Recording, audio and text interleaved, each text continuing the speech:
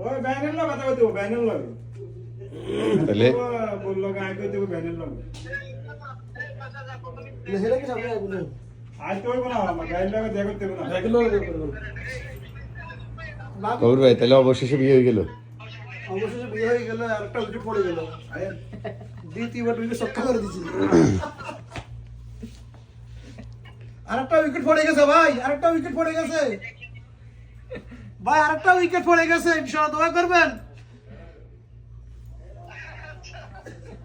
সবাই তার দাম্পত্য জীবন আল্লাহ সুখী করে আমিন আমার ভাই নোয়াখালী সোনাইমুড়ি উনি সোনাইমুড়ির লোক